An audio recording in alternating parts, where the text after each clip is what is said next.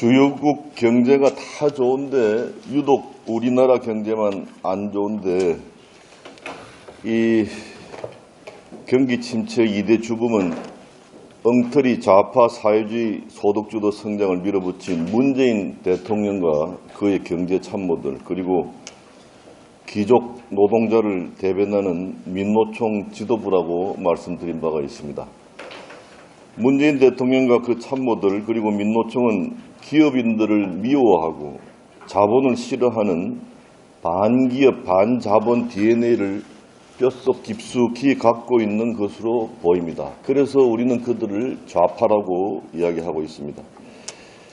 김광두 전 국민경제자문위원회 부의장 등 문재인 정부에 참여했던 실력 있는 경제 전문가들이 이러면 안 된다고 수없이 경고를 했는데도 반기업 친노조 위주의 좌파 경제 실험을 하는 것을 보면은 문재인 정부는 경제를 아예 망치려고 작정을 한 것으로 보입니다.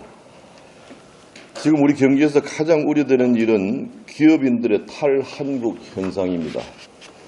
기업인들은 돈을 벌려고 투자를 하고 투자를 통해서 일자리를 제공하고 또 이익을 내고 그래서 세금을 내는 것이 바로 애국이라고 생각하는 사람들입니다.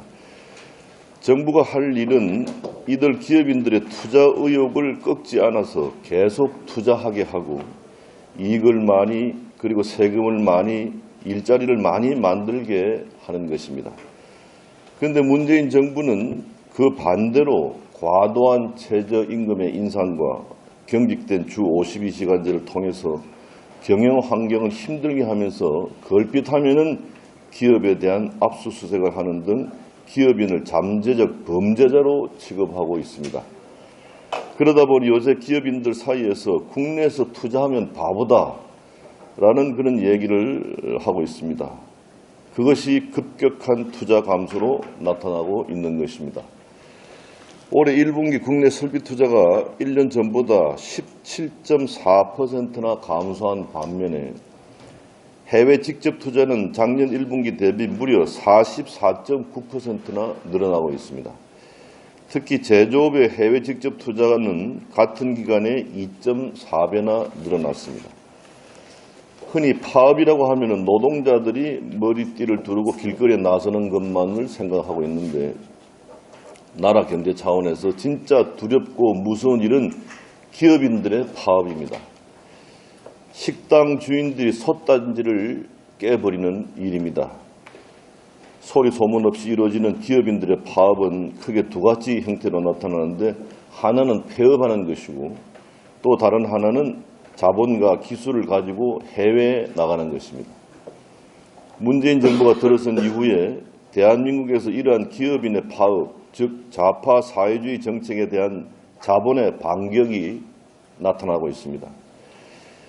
노동자가 파업하면 해당 공장이 문을 닫는 것에 그치지만 기업인들이 파업하면 나라 경제가 망가지고 대한민국이 무너진다는 사실을 우리 모두 명확하게 알아야 되고 특히 경제에 특별하게 무식한 문재인 대통령이 이를 이제 깨달을 날이 빨리 와야 됩니다.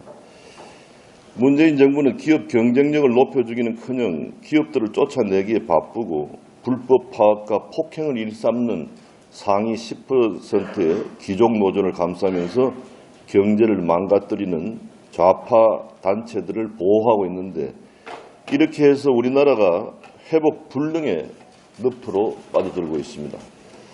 문재인 정부는 경제가 나빠지니까 이제 국민들을 속이고 거짓말도 서슴지 않게 하고 있습니다.